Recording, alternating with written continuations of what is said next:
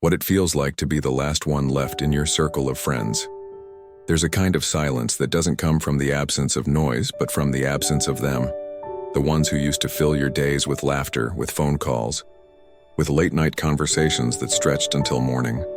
The ones who knew you before you became who you are now. The ones who could look at you across a crowded room and know exactly what you were thinking. And now they're gone. Not all at once, but over time. One moved away, one got sick, one passed, one faded out slowly without any real goodbye. And then one day, you looked around and realized you're the only one left. No one prepares you for what that feels like. You're still here, still breathing, still getting through the days, but there's an ache that follows you. Quiet, persistent. The ache of outlasting the people who once made your life feel like it was lit from the inside. You carry their birthdays in your memory. Their voices echo in certain songs, certain smells, certain places. But when you turn to share something, to laugh, to cry, there's no one there who would understand it the way they would have. This isn't just loneliness. It's a kind of grief that lives in your bones. And the world keeps spinning. People around you keep living. They smile and invite you to things and ask how you're doing, and you smile back. Because you're fine, right? That's what you tell them. But inside, something has shifted. Not broken exactly, but hollowed out. Like a house still standing after a storm, but missing the warmth that once made it a home. You don't talk about it much. Maybe you don't know how. Maybe it feels too personal, too sacred, or maybe you've told yourself this is just how life works. You lose people. You get older. You move on. But deep down, you know. You know that something beautiful has been lost. And you know that being the last one left doesn't mean you've failed. It means you carry something irreplaceable. That's what we're going to talk about today. Not just the pain of it, but the beauty, the depth, the quiet strength it takes to keep going, to keep remembering, to keep loving in a world that has changed so much. This isn't just your story. It's the story of so many. And if you've felt alone in it, I hope this reminds you you're not. Not really, you're here, and that matters more than you know. There's something haunting about being the only one left who remembers how it all began. The old photos, the ones with arms slung around shoulders, sun in your eyes, laughter caught mid-frame, they're still there. But the people, the ones who lived those moments with you, they're not. And now you're the only one who can name the story behind the smile, the inside joke behind the setting, the reason everyone laughed so hard they cried. And that silence? It's not loud. It's not even painful in the way most people imagine grief. It's just empty, quiet in a way that feels almost unreal. Because those memories used to be shared. You'd retell them together, embellish them, argue over the details, fill the air with the comfort of belonging. But now, when you remember it's just you, that inside joke has no echo. That story has no witness.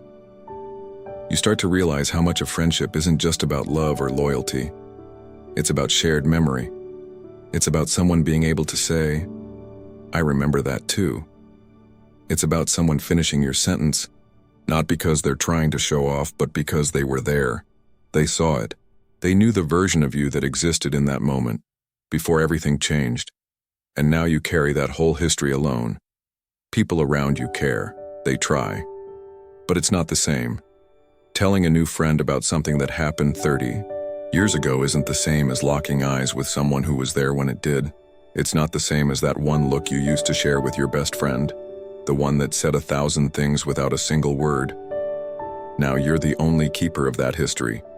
And while that's a quiet kind of honor, it's also a quiet kind of ache, because memory was never meant to be carried alone. It was meant to be held in hands that passed it back and forth, gently, playfully, reverently. And now, the passing is over. You hold it all. You still show up. You still go to family gatherings, community events, birthday parties, the occasional dinner with people who care about you.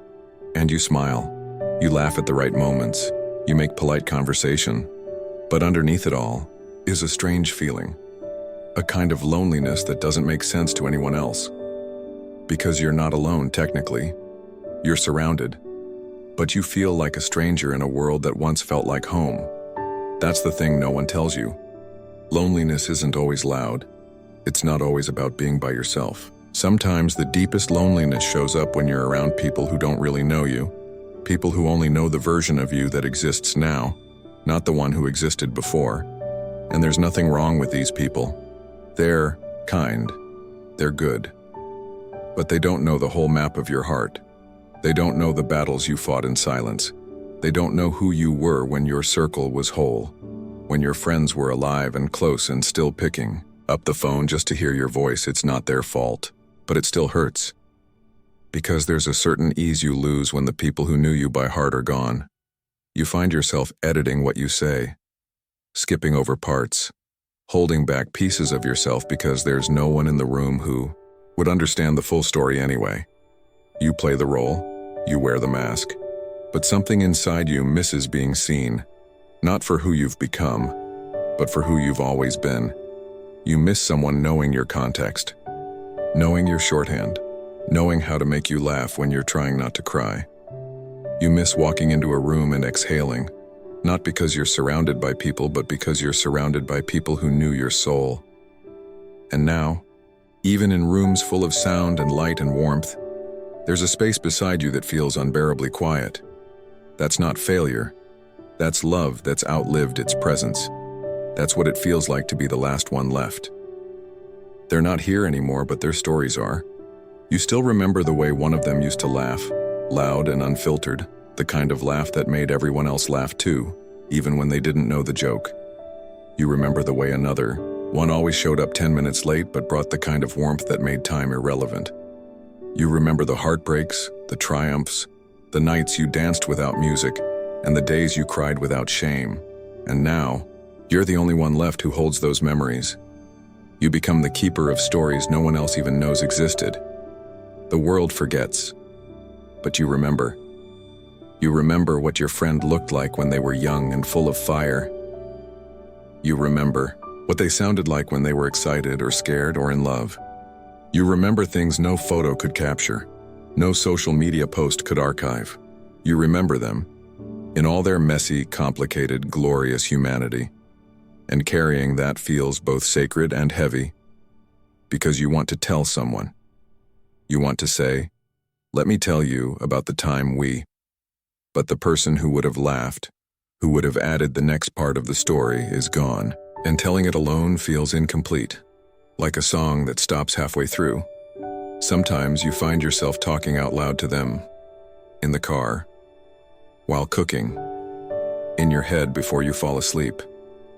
You keep them alive in your words, your thoughts, your routines. But you can't help but feel the weight of being the last one who remembers, and the fear creeps in quietly. What happens to their stories when I'm gone too? You carry them because you love them, because their lives mattered, because forgetting feels like losing them all over again. And maybe that's the strange gift of outliving your friends.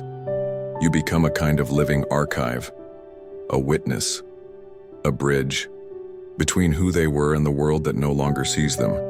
You carry their stories because no one else can, and that's how you keep them close.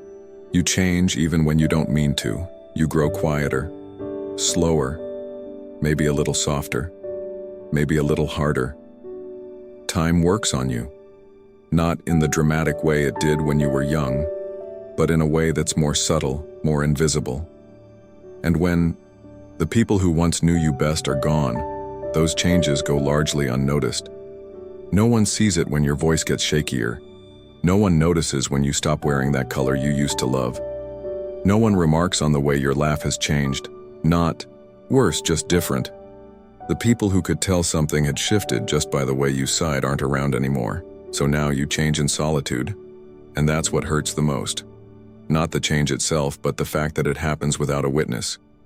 There's a deep human need to be seen through time, to be remembered not just for who we were, but for how we've grown. To have someone say, you've come a long way, or you still light up when you talk about that, or I miss that version of you, but I love who you've become. But when your circle is gone, that kind of reflection disappears too. You can still reflect for yourself, of course. You can journal, you can pray, you can speak your truth into the mirror. But it's not the same. Because the kind of change that really matters, the kind that heals, the kind that defines you, often blooms best in the presence of someone who's known you through every season. When you're the last one left, that mirror disappears, and you're left trying to piece together who you are now, without the people who used to remind you. It's not hopeless, but it is hard. It takes bravery to keep growing when no one's watching, to keep evolving when there's no one to applaud, to become wiser, kinder, stronger, not because someone told you to, but because it's who you choose to become. So if no one said it to you lately, let this be your reminder. You've changed, and you've done it beautifully, and even if the people who knew you then aren't here to witness it now, you're still becoming someone worth knowing. There comes a point where you stop waiting for the past to return. At first, every new connection feels like a comparison. Every laugh feels different. Every friendship feels thinner, more fragile than the ones you used to have. Because how could anyone now ever match the depth of someone who walked with you through decades? Through heartbreak, through joy, through life-changing moments, and for a long time you carry that resistance. You hold people at arm's length, not out of bitterness, but out of reverence. You don't want to replace the ones you've lost. You don't want to forget. And so, you keep your heart guarded. You tell yourself you're better off just loving them from a distance, from memory, from silence. But memory is not meant to be a prison, and love is not meant to end when people leave. Eventually, something in you softens, slowly, quietly. You start to see that loving someone new doesn't erase the love you had before. It doesn't mean moving on. It means moving forward. It means choosing to be open again even when your heart still holds shadows. You begin to recognize the sacredness of now. The way someone else's smile can warm a part of you that's been cold for years. The way small kindness from a stranger can spark something familiar, a flicker of connection, a reminder that life is still offering you moments worth holding. And one day, you find yourself laughing, not politely, but freely. You find yourself sitting with someone new and realizing, this is good too. Different, yes, but still good. You'll never stop missing the ones who came before, but you also start learning that your capacity for love didn't end with them. In fact, it might be even deeper now, because once you've loved and lost, every new love is a kind of miracle. Not a replacement, a continuation. When you've lost the ones who knew you best, something strange happens. You begin to hear their voices in your own. The way they comforted you, the way they challenged you, the way they showed up when you needed it most. That kind of love leaves a mark even after they're gone, and you start to realize you are carrying pieces of them with you in the way you love others now. You find yourself reaching out to someone who's struggling. You check in on someone who seems withdrawn. You offer a kind word, a soft touch, a warm smile. Not because it's easy, but because you remember how much it meant when someone did it for you. You become the kind of friend they were. And maybe it's not loud, maybe it's not flashy, but it's real. It's healing. It's the kind of friendship that shows up when no one else does. The kind that listens without fixing. That remembers the little things. That stays. You start becoming the anchor for others, not out of obligation, but out of love, out of legacy, because now you know what it means to be the last one left. And you never want anyone else to feel that weight alone. This is how your grief transforms into purpose. You begin to mentor, to nurture, to show up for people in ways they didn't even know they needed. You don't always tell them why. You don't need to. The love is enough. And in becoming that friend, something unexpected happens. The ache inside you starts to feel lighter. Not gone, but different. Because now your life isn't just a reflection of what you've lost. It's a living, breathing testament to what you've kept alive. You are still here. And you're not just surviving.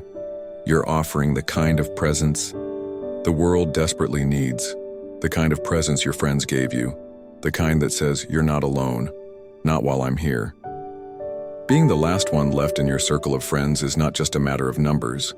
It's not just about empty seats at the table or names you no longer see on your phone. It's a quieter, deeper ache. The kind that reshapes your sense of self. The kind that whispers through familiar songs, old photographs, and memories that now echo in your heart without a second voice to respond. It's grief that wears the face of everyday moments. It's love that no longer has a place to land.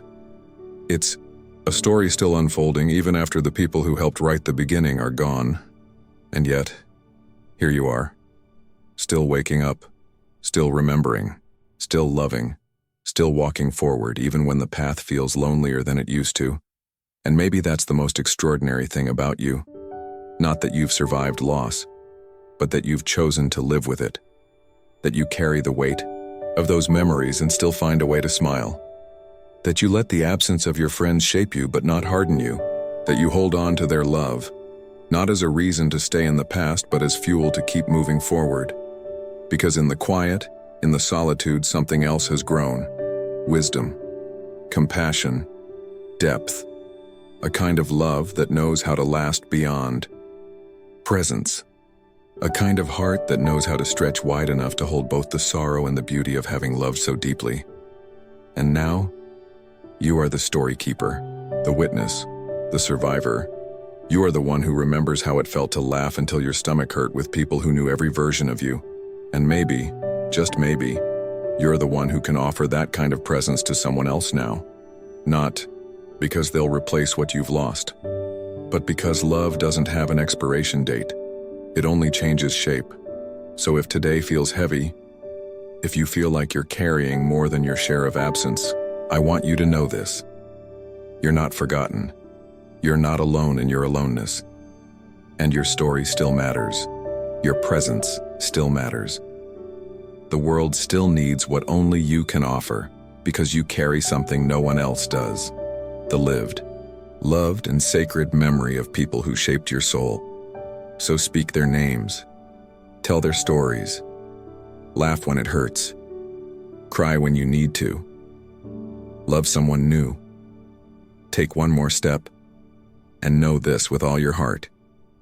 You may be the last one left, but you are far from finished.